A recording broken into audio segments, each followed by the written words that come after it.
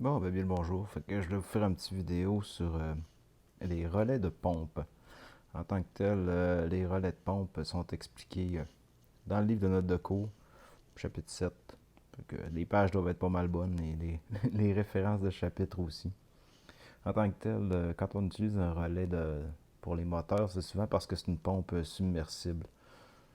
Bon, vous allez retrouver ça dans les maisons, dans le fond, qui ne sont pas approvisionnées en eau par la ville. Fait que, comme chez nous, moi, c'est un puits, c'est mon puits personnel, puis j'ai une pompe qui est dans le fond du puits, une pompe submersible. Fait que cette pompe-là, les pièces qui risquent le plus de briser, ben, c'est surtout le condensateur. Donc, on va s'arranger finalement pour que le condensateur ne soit pas dans le fond de l'eau.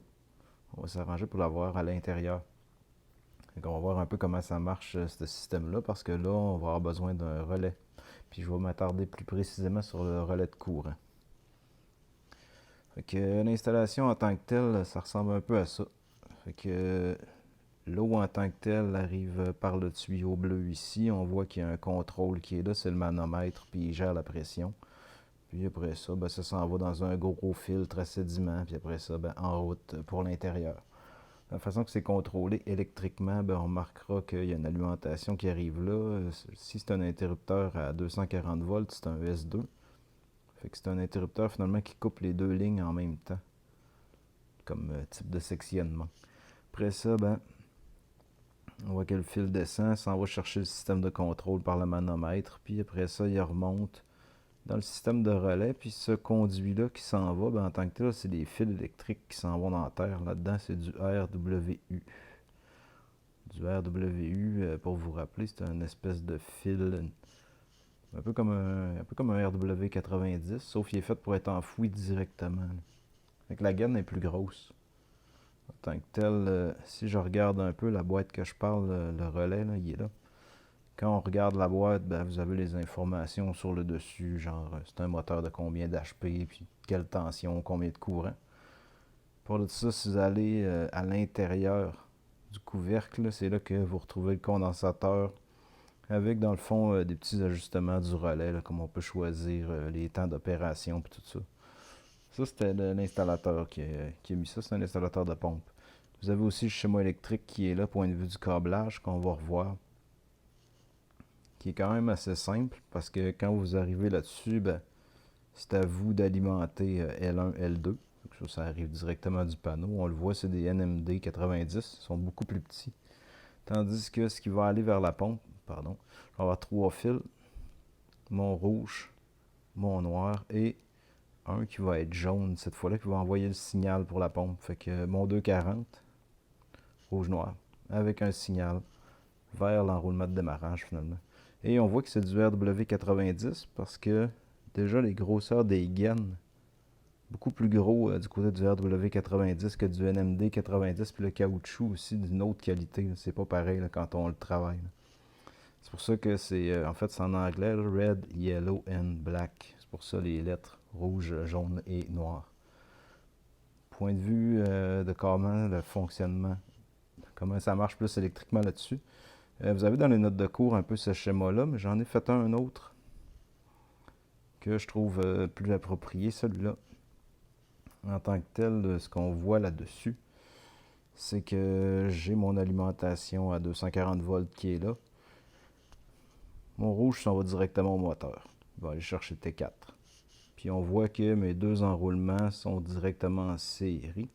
Étant donné que j'alimente à 240 volts, ben chaque enroulement finalement va avoir 120 volts parce qu'ils sont branchés en série. Ils se partagent la tension.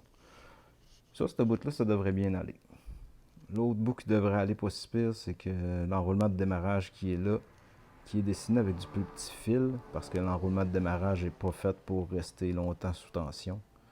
Donc l'enroulement de démarrage, j'ai placé le condensateur là, parce qu'en tant que tel, il est vraiment proche du système de relais.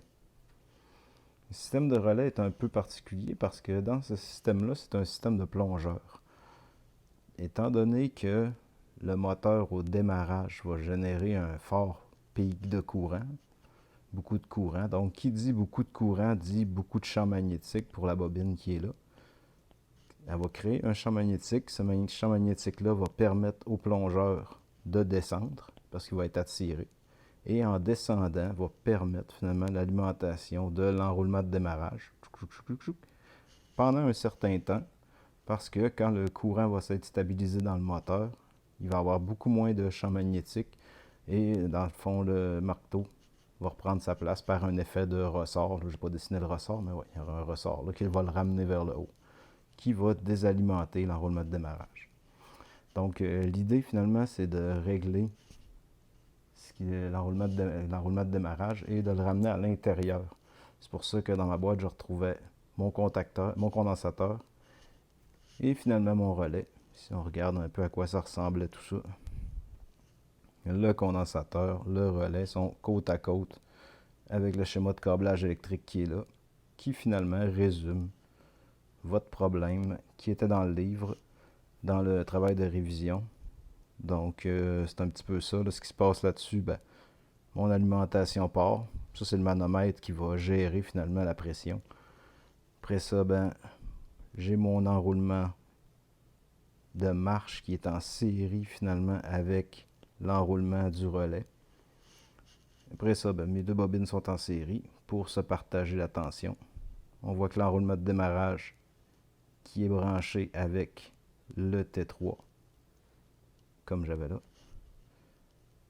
Et après ça, ben, mon enroulement de démarrage se branche sur le condensateur qui lui va sur le relais. Condensateur sur le relais, pink. Donc j'espère que ça vous a aidé un peu là-dessus. Fait que je vous invite au pire, si vous avez des questions, à les mettre en bas. Bonne journée.